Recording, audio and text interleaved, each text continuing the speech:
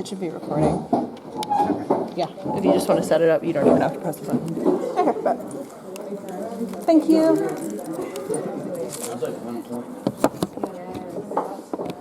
You really don't know what you're going to say for the rebuttals before they start.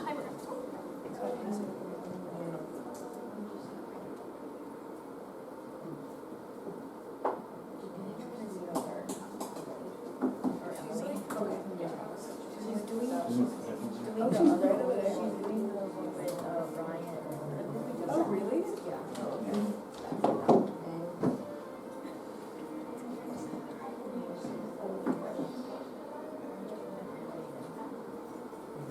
When did you graduate? Or like your degree. What it was? Biomedical engineering. All right, y'all, so we are going to get started.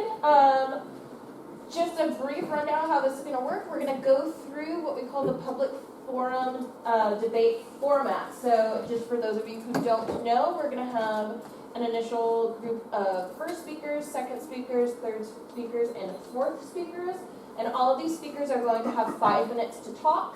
Our lovely judge up here, Palmer, will kind of keep time for you guys. So I'd say when you have a minute left, would you guys kind of like a warning, just kind of like a heads up that you have a minute? All right, cool. So we will let you know. And now we will have in between the speakers what we call a crossfire. So the first and second ones are going to be specifically between those two speakers exclusively.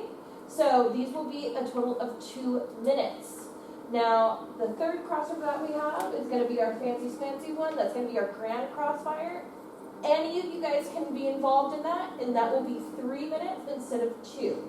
And I want to remind you that both teams have a total of 2 minutes of time out time. So if any point in between speakers you want to call a time out, just let Palmer know. Tell her how much time you want to use out of those 2 minutes, and we'll keep track from there. So these are just general things I kind of want to run down with y'all. And yes, so our affirmative side, all right, cool. Can you introduce yourselves and tell us like what speaker you're going to be, just so we have a name to the face? I'm Jasmine, I'm the first speaker.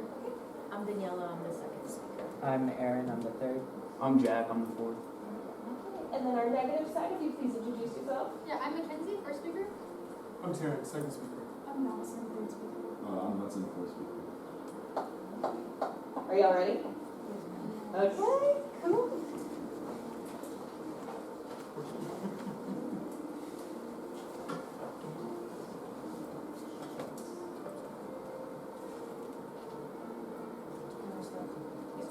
Okay. Hello, I'm Jasmine. This is Daniela, Aaron, and Jack, and today we stand before you to affirm the resolution that on balance, social media does more harm than good. As we delve into this critical discussion, it will become evident that the negative impacts of social media far outweigh any perceived benefits. Our framework for today's debate revolves around the holistic well-being of individuals and society. Social media is a collective term for websites and applications that focuses on communication, community-based input, interaction, and content sharing and collaboration. It is imperative to prioritize mental health, societal harmony, and the preservation of authentic human connection. As we navigate this discourse, let us not overlook the profound influence social media has on these fundamental aspects of our lives. Social media platforms are now designed to encourage addictive and unstable behaviors, as highlighted by Helen Lee Boyes in her article, Social Media is a Public Health Crisis, and Let's Treat It Like One. Research from Boyes indicates that voluntary breaks from social media are inadequate due to its addictive nature. Approximately 40% of users prioritize social media accounts over possessions like pets or cars, and over 70% would not permanently abandon social media for anything less than $10,000. Furthermore, social media algorithms are permanently structured to encourage slot machine-like engagement, driving feelings of anxiety and depression among users. Users may engage with these platforms willingly, but they are not consistent to the manipulation that comes with it. This relentless pursuit of engagement has led to widespread addiction and dependency, particularly among vulnerable demographics such as teens and young adults. A study by Forbes has shown that excessive social media usage correlates with higher levels of anxiety and depression and loneliness. Moreover, the constant exposure to viral sensationalized content distorts users' perception of reality, polarizing society and deteriorating mental well-being. The harmful impacts of social media on youth mental health aged 12 to 21 perpetuate high usage despite growing awareness of its adverse effects. The Guardian perpetuates that social media triggers negative body image perceptions among children, leading to stress, anxiety, and depression. A survey by STEM4, a youth mental health charity, revealed alarming statistics. Nearly half of children and young people aged 12 to 21 experience withdrawal, excessive exercise, social isolation, or self-harm due to online bullying or trolling about their physical appearance. Despite recognizing the detrimental impact of social media on their well-being, a significant majority of young users feel powerless to quit. This sense of helplessness is compounded by the relentless exposure to triggering content generated by social media algorithms. Social media algorithms prioritize content that aligns with users' pre-existing belief, thereby creating echo chambers that reinforce ideological divides. Max Fisher, a journalist specializing in the impact of social media, states that social media algorithms exacerbate polarization. These algorithms are designed to prioritize content that triggers outrage and engages specific cognitive triggers. As a result, users are consistently and constantly exposed to most divisive content, fostering a cycle of outrage and polarization. This occurrence is glaringly evident in any online comment section where our deepest anxieties and biases find validation from numerous individuals behind screens. This insular environment not only discourages critical thinking and open dialogue, but also fosters an us versus them mentality. This perpetual cycle of outrage not only deepens ideological divides, but also erodes empathy and understanding between individuals with different viewpoints. As a result, civil discourse deteriorates, impeding our ability to seek common ground and cultivate meaningful connections. Without a doubt, the internet has revolutionized the way in which we spread and receive information in today's world. However, with this newfound awareness and accessibility to information, activism often suffers from a superficial sense of participation, masking the need for actual change and effective action to be taken. Every day, social media and online news platforms flood us with a constant bombardment of tragic events and social injustices worldwide. The sensationalized nature of the constant coverage aims to shock rather than make actual social change, desensitizing users to tragedies and creating compassion fatigue. Dr. Micah White, an activist, states that social media breeds the illusion of activism, equating superficial online actions with genuine civic participation. Social media now fosters emotional apathy and performative activism, where clicking a like or sharing a post is seen as a substitute for taking genuine action for a cause. As a result, our emotional responses have dulled, and tragedies begin to feel routine rather than exceptional, leading society to fight for one thing and then move on to the next without ever resolving the issue. In conclusion, the evidence overwhelmingly demonstrates that social media fosters a multitude of harms, ranging from detrimental effects on mental health to the erosion of society overall. As responsible members of society, it is vital to not only acknowledge these realities, but take decisive action to lessen the impact of social media. I urge you to cast your vote in favor of affirming the resolution that, on balance, social media does more harm than good. Thank you.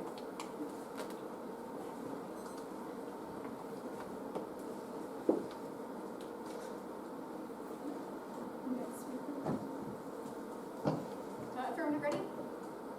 Judge ready? Yes. Audience ready?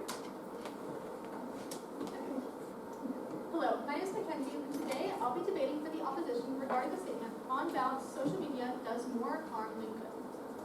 Today, the negative side will prove that because of the economic impacts, accessibility of activism and social justice, as well as the communities that are created online, social media does more equal good than harm. The framework for today's debate will be cost-benefit analysis. Social media, like everything in existence, has its drawbacks and its benefits, though we believe that social media has more of a benefit than a cost.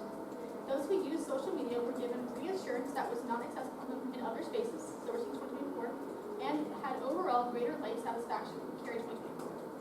They are also more likely to visit restaurants and pay more, RS 2023. I would also like to define active social media use. According to the Oxford Dictionary, it's the behavioral patterns of actively creating content or interaction with others, specifically updating posts and posting pictures. When speaking about happiness and community, those who actively engage in online are reported to have greater subjective happiness. Also, as stated by Common Sense Media, social media platforms allow individuals scopes for learning, self-reflection, and personal growth, potentially showing positive changes in their state of happiness. This study goes on further to state, a report confirmed social media's role in finding happiness for a majority of people. Bosong and 2016. In this modern age, social media plays a vital role in happiness, self-actualization, and overall well-being for a large number of people. Social media also creates anonymous, stigma-free spaces for marginalized communities. One study conducted on breastfeeding mothers states that online communities minimize judgments and feelings of shame, as well as give them access to a wealth of experience, advice that could not be provided other places, and reassurance that were not accessible in other spaces. So we're seeing 2024. These anonymous spaces simply do not exist anywhere else, and to deny these spaces to endangered and stigmatized communities would be to do them a disservice. Social media is also great for business. Social media has been positively linked to boosted revenue as well as widespread and affordable advertising for their brands. Social media offers a unique opportunity to promote word-of-mouth marketing to a broad audience and increase brand awareness through large-scale networks. Goes since 2010 and Twitter 2017. These types of advertising were previously unheard of, and their advent has had untold positive effects on businesses nowadays.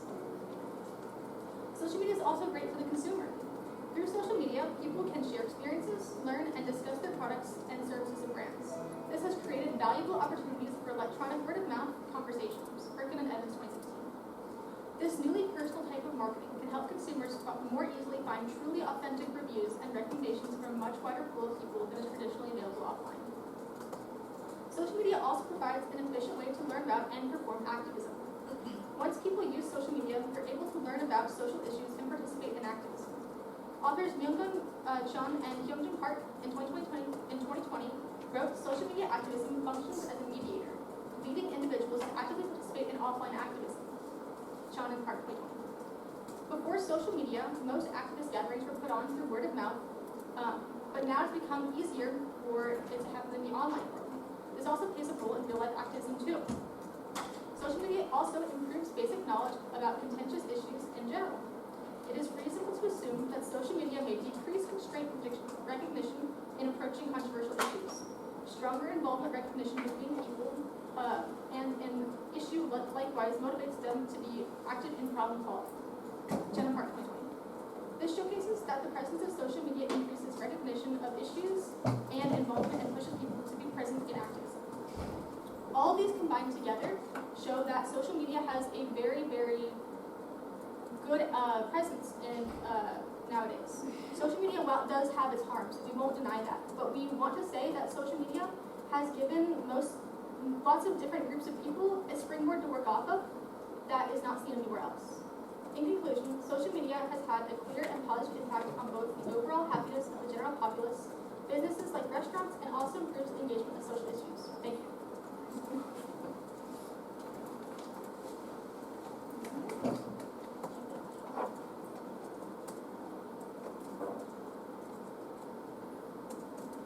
Are you ready for cross-fire? Yes. You'll have 2 minutes. So can you define triggering? You used that word in your article, and it didn't have a correct, succinct definition. So in our article, we use triggering as anything that would cause harm and anything that would cause an adverse effect. So how would you define harm? Would that be physical, emotional, mental? Emotional. Emotional only? And mental? Okay. Well, not only, but in this context, yes, that's how we used it. And then in yours, you said the activism that you spoke of, it's creating performative activism, and how do you combat that? So we're actually saying that it doesn't create performative activism. Our study showed that those who engaged in online activism actually had increased rates of going and performing real life activism. So when they would see things online, they would first become better educated, they would become better known, they would be able to see where these activism areas were happening. They'd be more able access to the information to go to them. Do you have They would any go to cases these. of that? Yeah, we actually do. So as based on my study, it was written in 2020, which is where a lot of very big social media activism campaigns happened, and they showed that these people who had seen these activism campaigns had actually gone in real life and participated in these, and it was not performed activism; they actually cared about And these so issues what because they exactly were- did they change? That's what I'm looking So for. I actually had another question.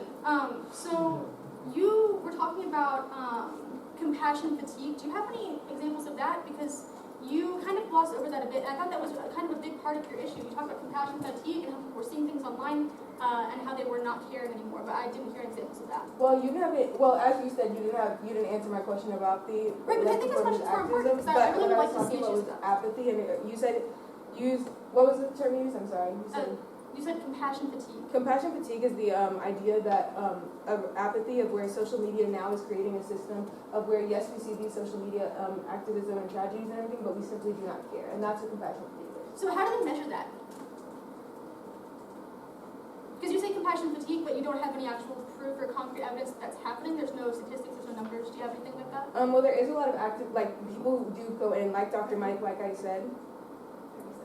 Like Dr. Michael White that I said, is that he's an activism that goes into social media and its adverse effect, and he has seen in So social you're using media one person's personal account, but do you have any actual statistics on that? I'm using an expert's opinion. An expert's opinion is great, but I would like some statistics. How do they actually measure that? I don't need statistics, but I'm using an expert's like opinion and the research that they've So one person's opinion is what you base that argument on. and studies by NYU, studies Do you have by statistics and studies?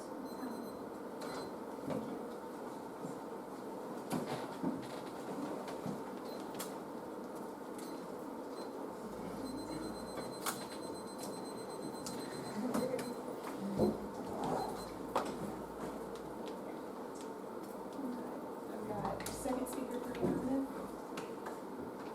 Okay, so going back to our case issue, we mostly focus on, we focus on youth mental health and body image. Not saying that social media does not promote good positivity for body image, but it also promotes toxic body positivity. There was this Zoe Binding, a licensed clinical social worker and founder of Body Positive Therapy, says that body positivity is representing unattainable goals of just straight loving everything about your body all the time. And that way, we just don't know how it can also promote toxic body positivity. We see a bunch of teenage girls on there worrying about their weight, worrying about they get low self-esteem, disordered eating, body image issues, and suicidal thoughts. There was a recent study published by the Journal of American Medical Association that revealed that teens who use social media more than 3 hours per day may be heightening risks for social media problems. And we see how about 95% of children and adolescents in the United States between ages 10 and 17 are using social media constantly. And yes, not social media isn't just focusing on the youth, but right now the youth is a major targeting point, and that's we see a bunch of kids just like from 5 just being on social media. TikTok, Instagram promotes very unrealistic appearances about how one should look, being constantly bombarded with those images. Also, social media is not a major stress, but stress can be caused by social media. It's not the major root, but it is a big cause of it. Social media adds stress to teens' daily life, like I said, especially with image, but also with social media updates. We are so focused on what we should be putting out, how many likes, how many comments am I getting, is this going viral? It becomes an obsession, which goes on to my second point about addiction and obsession with social media. We're so focused on comparing ourselves. Social media can be a behavioral addiction.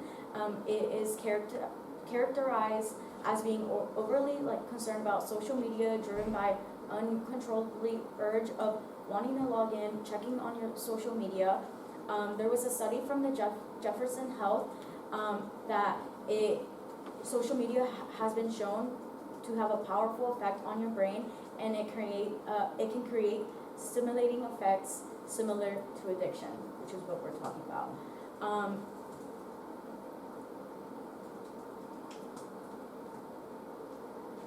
According to American Academy of Child and Adolescent Psychiatry, social media plays a big role in today's teen culture. Surveys shows that 90% 51% of teenagers from 13 to 17 use social media daily, and especially during COVID, we saw that increase whenever we were all locked in. Kids were forced to go online. Everybody was just kind of forced. I mean, like I said, a big majority of our audience for social media is teens. So just being locked in, it was just like, there was a report saying that 51% were reported visiting social media sites at least daily.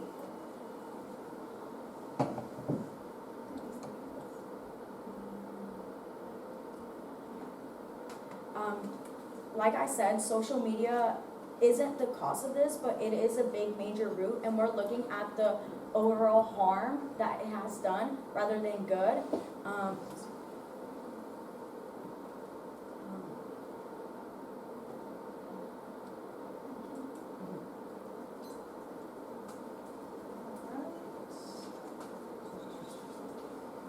Number 2, opposition. Affirmative side, are you ready? Audience, are you ready? Judge, Yes. are you ready? I shall be. Good afternoon, ladies and gentlemen. I thank my esteemed opponent for their insightful arguments and quite lovely opening number. After careful examination, there are several points that require further scrutiny. First, I'd like to mention mental health. We congratulate our opponent in their success of making strong points. However, it's important to address reasoning flaws and emphasize the significant mental health benefits of social media. Firstly, social media fosters community and connectedness, as evidenced by studies like Sevenstein's 2024 research on breastfeeding mothers finding support online. Secondly, research such as Croc's 1998 study shows that social media can reduce loneliness and depression. Recent findings of Common Sense Media in 2023 further support this, highlighting how social media contributes to learning, self-reflection, and happiness. Additionally, social media has a positive economic impact, as noted by PR News in 2023, by revolutionizing advertising and commerce. In summary, despite challenges like cyberbullying, as you mentioned, and misinformation, the evidence overwhelmingly suggests that social media benefits outweigh its drawbacks, promoting community, well-being, and economic growth. So let's embrace the balanced perspective to harness social media's potential societal good. You also mentioned cyberbullying. While cyberbullying must be addressed, we shouldn't disregard its positive impacts of social media.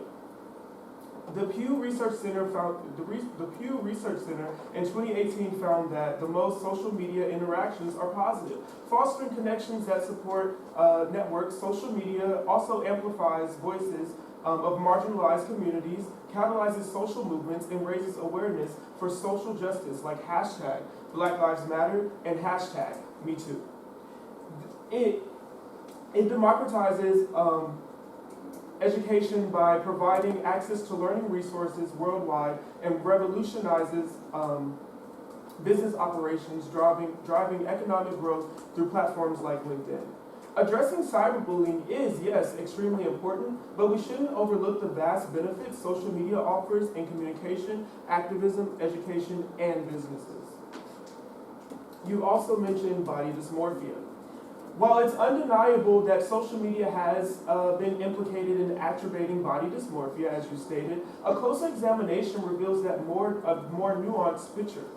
Beyond the realm of social media, numerous factors contribute to the development of body dysmorphia, as extensively documented in the Journal of Clinical Psychology, that suggests that blaming social media alone oversimplifies its complex issue.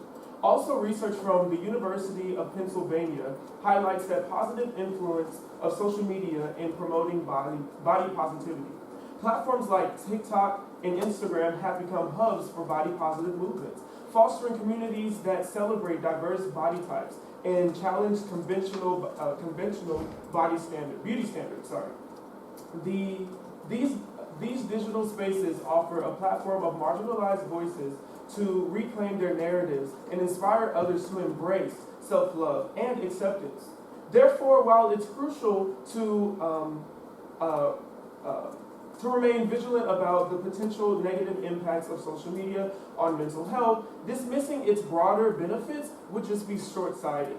By acknowledging its roles in both perpetuating and combating body dysmorphia, we can harness the power of social media to foster a more inclusive and supportive online environment.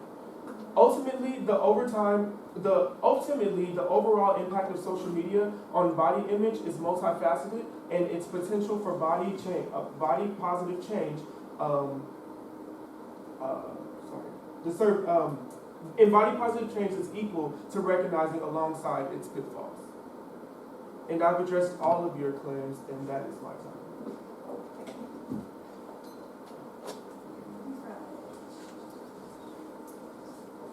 I'd like to call for a timeout. Yes, sir. For 2 minutes. You want all 2 max. minutes? No, We only get 2 minutes. We only do 2 minutes. oh, 1 minute. 1 minute?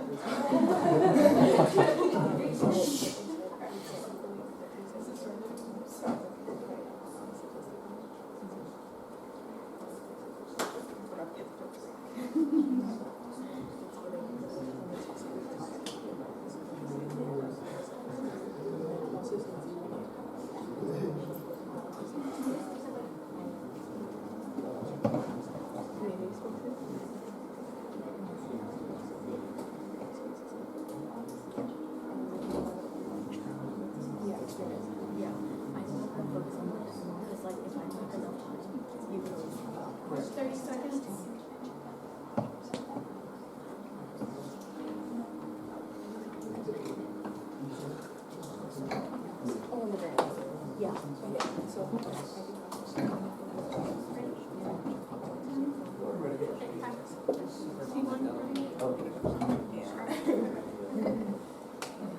Alright, got crossfire.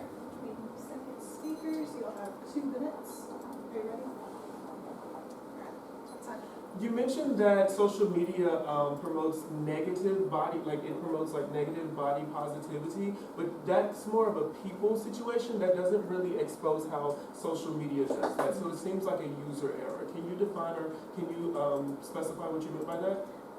Well, I mentioned toxic body positivity. It all comes from these community spaces, and also within those community spaces, you can also create echo chambers which fosters hate speech and harm, according to the Government Accountability Office that I found. I also found another report by the Dove Self-Esteem Project serving more than 1,000 girls ages 10 to 17 revealed that 1 in 2 girls say toxic beauty advice on social media causes low self-esteem, and that 90% of girls say that they follow at least one social media account. So what users are saying on the social media platform negatively benefits them, but not the social media platform. Well, My next question is, what are specific problems with the dating scene online, and what does that have to do with your claim? we never you mentioned that the mentioned. dating scene online is negatively affected by social media. Can you define that? No, we never mentioned anything I'm only taking about. notes from what you stated, but if you choose not to answer that, I can carefully move on. Yeah, go ahead. We also never talked about cyberbullying, but since you brought it up, I found this research that says nearly half of U.S. teens from ages 13 to 17 reported that they have experienced 1 of 6 cyberbullying behaviors, and also it not just only targets that specific group, but they're also targeting LGBT groups, other groups. So do you have anything?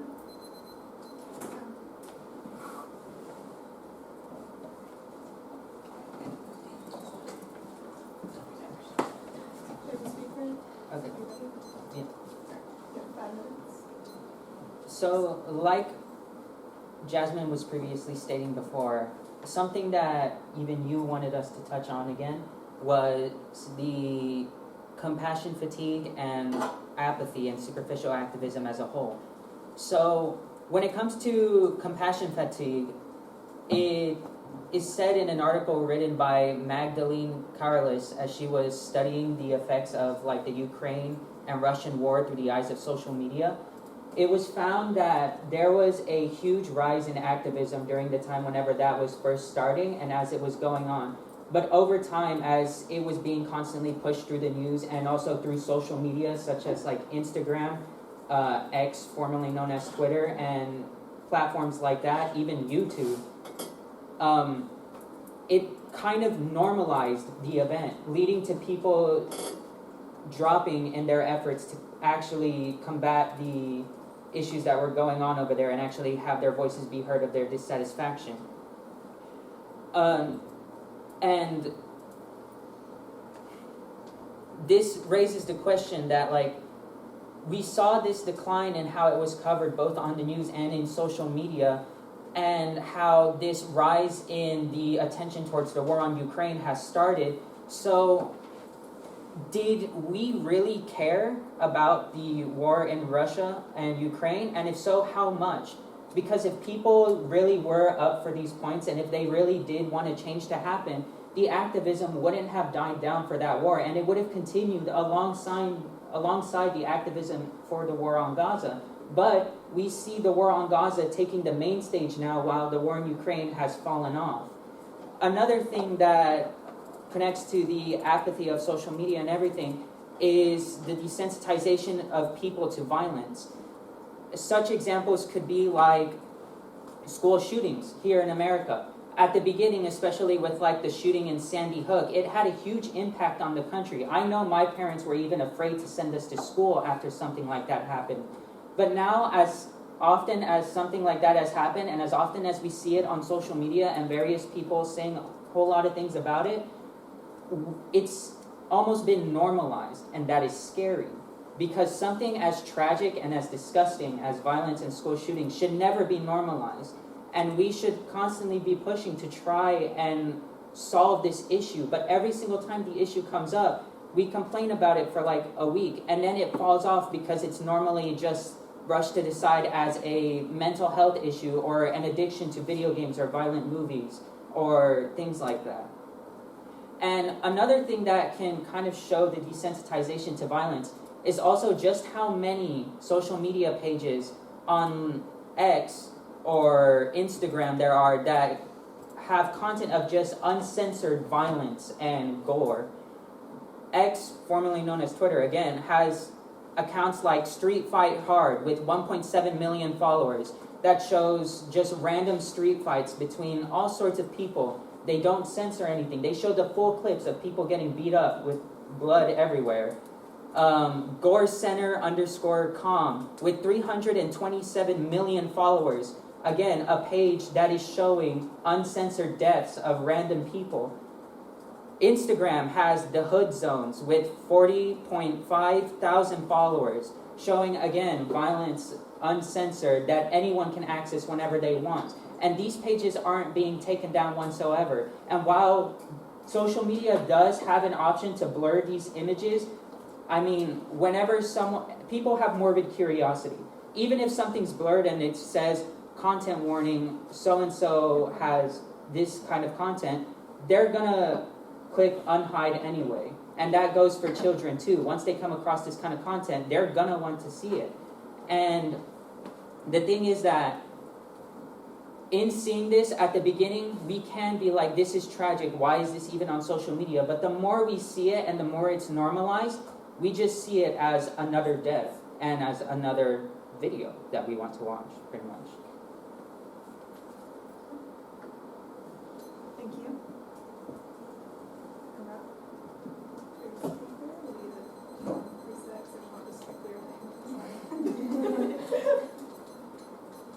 Alright, are you ready? Is the affirmative sign ready? Yeah. Audience ready? Judge ready? Okay. The affirmative side believes on balance, social media does more harm than good, but we are refuting the perspective because we believe that on balance, social media does more or equal good than harm. So we refuted the opposite side argument about becoming addicted to social media by proving that social media fosters community. as stated before, and we introduced the facts about social media interactions online being predominantly positive. As stated before in our first contention, it has been proven that using social media actively leads to a greater subjective happiness. And because of all the opportunities that can be utilized through social media, like learning, self-reflection, and personal growth, potentially showing positive changes in your state of happiness from Common Sense Media 2022. And a report confirmed social media's role in finding happiness for a majority of people, on Saget and Dean and Go 2016. People who use social media are able to get a reassurance that was not accessible to them in other spaces, according to Severance in 2024, leading to an overall greater life satisfaction. But within smaller communities, like breastfeeding mothers, have found a place that minimizes feelings of judgment and shame by talking to people experiencing the same situation on social media. It makes sure that they access a wealth of experience. The advice provided reassurance that was not accessible to them in other spaces, Severance is 2024. And they're allowed to remain anonymous online, which isn't an option if they chose to talk about their problems face-to-face with someone about their issues. We highlighted the affirmative side's point on body dysmorphia and how entirely blaming social media on the problems of dysmorphia oversimplifies how intricate the issue is. Our second contention switched gears and focused on how social media is good for both business and consumers. Social media has been proven to boost the economy and revenue, and it brings opportunities of affordable marketing for any business that has access to social media. And before social media, free advertisement wasn't as easy to access and use within multiple businesses. Social media offers a unique opportunity to promote word-of-mouth marketing to a broad audience and increase brand awareness through large social networks, Consonants 2010 and Twitter 2017. Again, it isn't only businesses that are benefiting from the use of social media. It's also the consumers, because through social media, people can share experiences learned and discuss about products and services of brands, or brands. Birkin and Evans 2016. This helps us to create new opportunities for electric word-of-mouth conversations about new businesses, products, and services found through social media. And the use of social media helps spread advertisements to larger audiences that thought possible before. I wanted to address the slippery slope fallacy from the affirmative side when they stated that activism simply dropped, and they also tried to say that people don't care about issues anymore due to compassion fatigue. I think that's dangerous because a drop in activism doesn't stop it altogether. But back to our last contention, which surrounds activism and social justice. Social media provides an easy way to learn about social issues and practice activism. Social media activism functions as a mediator, leading individuals to actively participate in offline activism, John and Park 2020. Like earlier stated in relation to businesses, word-of-mouth communication was prominently used for social issues and activist gatherings before social media, and now it's easier to organize protests and movements online. But to participate in activism, you have to be knowledgeable about the topic, and social media makes that easier too. It is reasonable to assume that social media may decrease constraint, recognition, and approaching controversial issues. Stronger involvement recognition between people in an issue likewise motivates them to be active in problem solving. Sean and Park 2020. Illuminating the importance of social media and how it increases the knowledge of pressing social issues and pushes people to be more active in their activism in their everyday lives. Overall, the pros of social media outweigh the cons, and learning to utilize social media to our benefit will lead to an easier world in general. Thank you.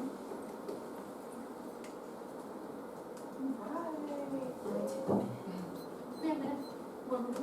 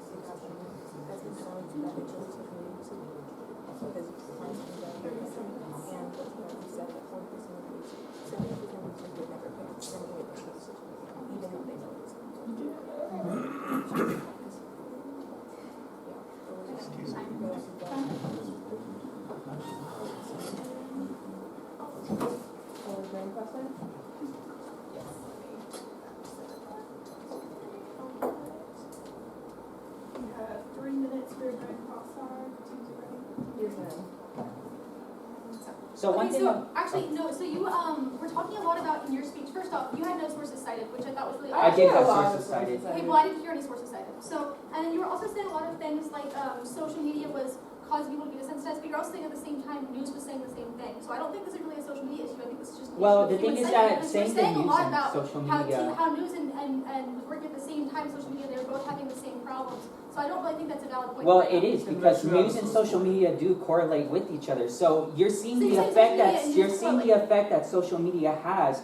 And I'm also just saying that the news also shows that it has the same effect Yes, too. you're saying the news So and social media have I'm- exactly effects, so it's not an issue of social media, it's an issue. It is an it's issue of about the social issue media. in general. Saying it's not an issue of social media would be disingenuous because then you're just removing one factor to the whole issue. I'm not trying to do that.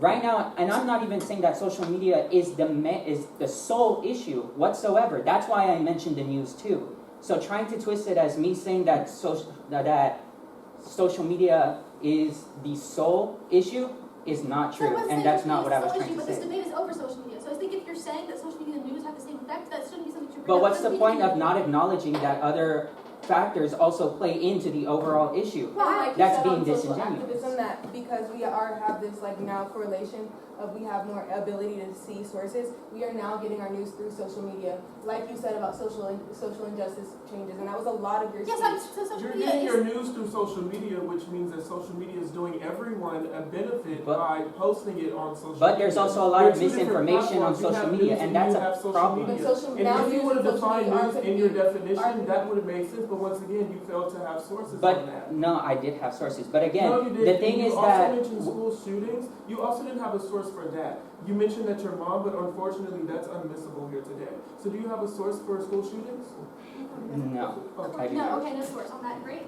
Also, you were saying that, social media, back with the compassion fatigue, so you still didn't have any concrete sources on that. You said one I guy. did. It wasn't one guy, it was studies, several studies that we showed and that we proved, and we said y'all several different times. We also, y'all But talked how a are lot those about how studies? You're saying that. You You're talked not a lot his about- ventriloquist. He's failed to say that. You- But if you would have said I that, said that that would in make mine. sense. You also, what's it called? Y'all talked a lot about community spaces and how that foster community, but you neglected to talk about how those community spaces are also spaces that extremism and hatred are So we never thriving in. denied Echo that was chambers, there, but we weren't you gonna highlight neglected that. to say that. You And can't add points to our I'm statements. That's not what we're talking about. You can't. I'm saying you what can't I'm tell talking us about. what we In our talk echo, about. like I was saying before, echo chambers are fostering hate speech and harm according to the Government Accountability Office, a source that Yes, y'all because those are also y'all love your fostering harm. sources. That doesn't mean the Online harm extremism outweighs is the growing, good, which is and the that's a basis true- of this that's a debate. true fact. So I think that the good still outweighs the harm of those, I because don't those think it spaces are does. generally very small, because these platforms actually Generally produce those very very small. highly. We are showing that online extremism is growing. Thank you, James.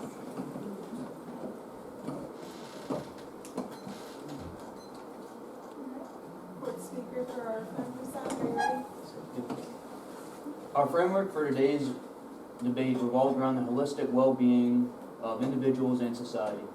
Let us recall the primary evidence supporting the argument that social media perpetuates many harms. First, the detrimental impact social media has on mental health. As provided earlier, roughly 95% of adolescents between 10 and 17 consistently use social media. Let us revert to the study published by the Journal of the American Medical Association, which indicated that teens who use social media more than 3 hours a day, are at a heightened risk for mental health problems. Depression and anxiety have skyrocketed during the pandemic. This has caused countless adverse side effects, such as body image issues and low self-esteem. Because the negative psychological impact social media has on an individual, it also fosters unrealistic expectations of one's self-image and can be detrimental in this aspect. Although there are many possible upsides to finding community support, this can promote toxic body positivity. It also fosters unrealistic appearance ideals, stress from social comparisons, and even addiction. For example, popular platforms can promote unrealistic ideals of appearance. This can lead to individuals being entitled or ignorant, which has the effect of undermining social harmony. On the other hand, online bullying and harassment are unfortunate consequences of social media platforms. This can lead to not only psychological damage to the individual, but can also lead to acts of violence and extremism, such as school shootings mentioned before, social media also desensitizes people to violence. Social media is detrimental, and I urge you to cast your vote in favor of affirming the resolution because it takes away from authentic human connection and interaction. Social media has become increasingly a substitute for authentic human connection, leading to fewer face-to-face interaction. This can affect people, increasing their anxiety when in a social situation. Let us also re-examine how social media can harm the community. As noted before, predatory communities thrive on social media. One impact this has is heightened polarization, which undoubtedly puts groups of people against each other. Having a community that shares the same interests and beliefs as you is beneficial in some ways, but let us not neglect the adverse effects that can thrive on social media. The affirmative is not condemning social media as a whole, but merely the toxic communities that can be found on the platforms. Although social media can bring attention to movements such as the Black Lives Matter movement discussed earlier, this only fosters an illusion of activism. Is there a concrete change being made by posting online about a movement? Lastly, social media puts both businesses and users at risk, including privacy concerns, identity theft, and hacking, which can harm the victims of these online offenses. In closing, the debate has illuminated the multifaceted impacts of social media on both individual well-being and societal harmony. From fostering addictive behaviors and exacerbating mental health issues, especially among vulnerable youth, to creating ideological polarization and promoting superficial activism, social media has fundamentally caused more harm than good. Moreover, the echo chambers on social media platforms further ideological divides, eroding empathy and understanding. The design of platforms through sensationalism and outrage has led to dependency and contributed to mental health concerns. While social media has the potential for positive change, it does not actually create change concerning social movements. We must prioritize genuine connections over superficial interactions.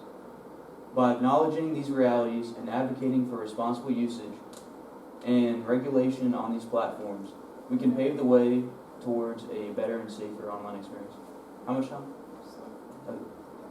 Social media as a whole is not bad. Instead, the communities that can grow on social media are. Sure, the opposition says that social media can increase life satisfaction, but at what cost does this come at? Therefore, I urge you to affirm the resolution, placing the well-being of individuals and communities at the forefront of our considerations. Thank you.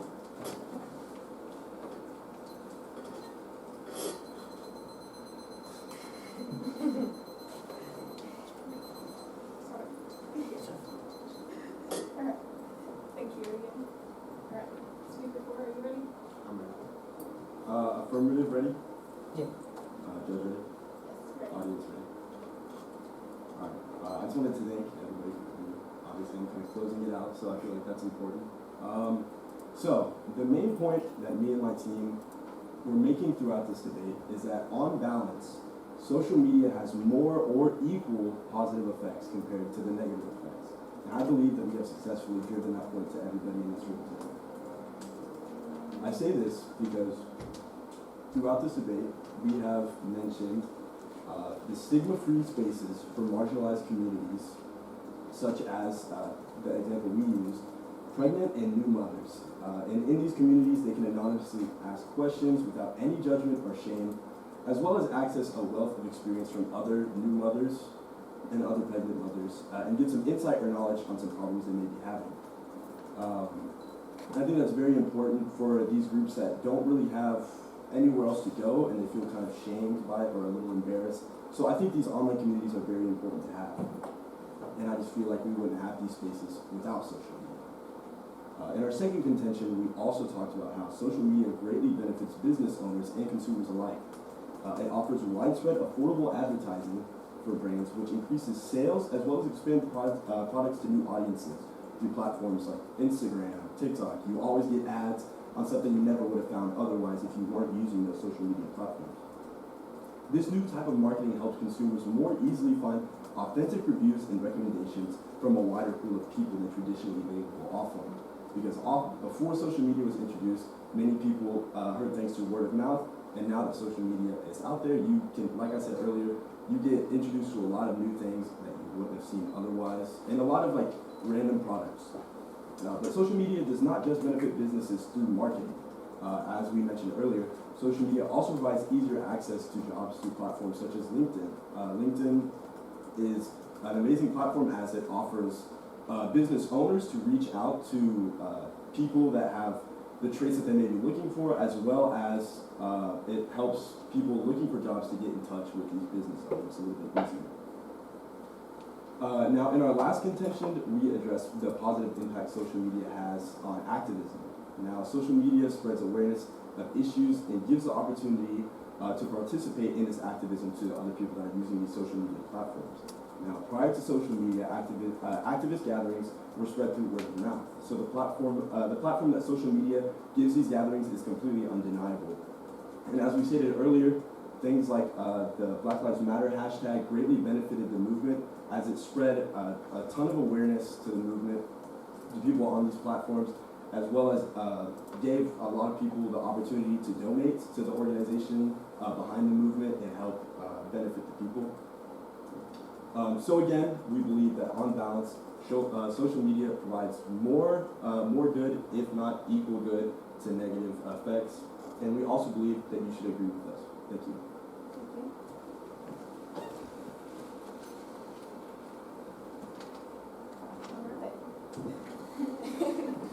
Well, this was a very enlightening debate, and wow.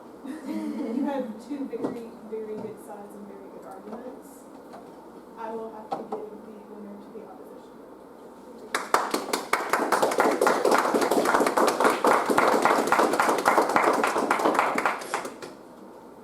Thank you. Do you have any general comments about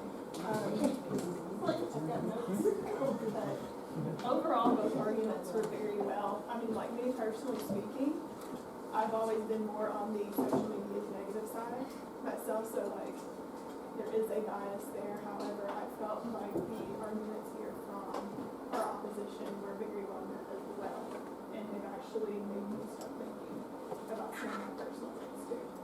But I feel like the arguments were stronger on this side. Thank you.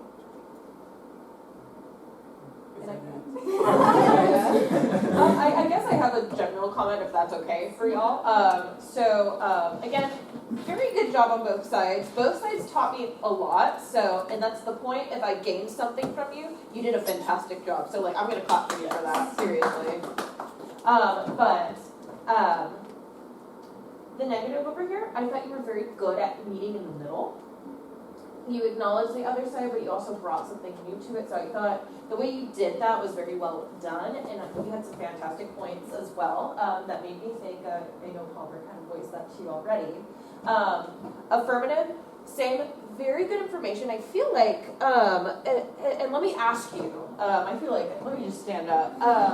So when you guys were talking, would you agree that you focused on younger populations more, and were you trying to appeal to the utilitarian argument?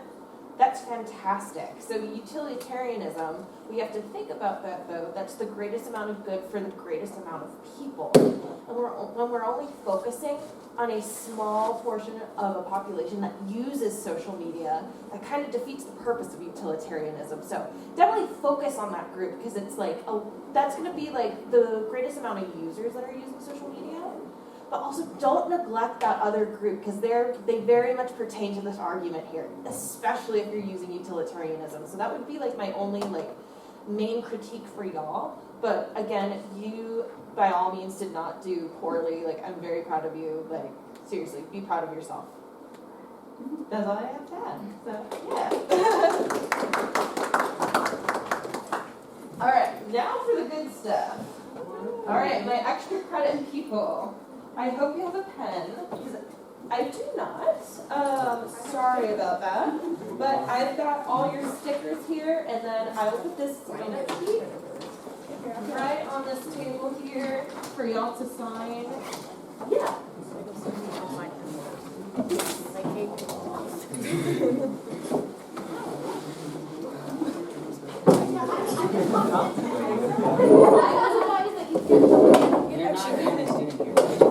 I'm just saying, they said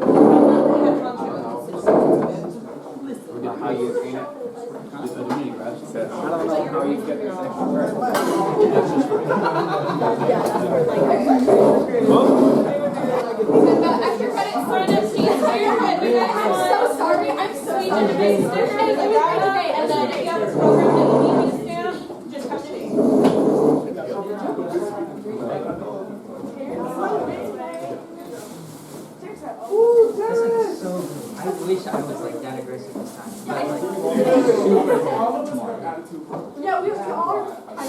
Oh, weird. No, I thought it was great. No, but I only included like 2 sources, but yeah, you were right. I probably, that was something I needed to do more, was have even more Yeah, stuff. because I was like, we were focused on the date and the date and the Yeah, we did include that. Yeah, I know, so I was like, I was getting on you guys so much. Yeah. But no, honestly, great today. Yeah, it was good. Good job. Thanks, thanks. Good job, y'all. Thank you. Y'all did fantastic. I'm not kidding, those times, like, I'm over here like. No, like I had to like really think, but I think them not following utilitarianism, that's what got me. It's like they're focusing on that angle a lot better. Yes. So, I and feel that's that way. really, that's You really have the important. background knowledge where you can say all that, where I'm sitting here and I'm like, these are very good arguments, but something over here wasn't fully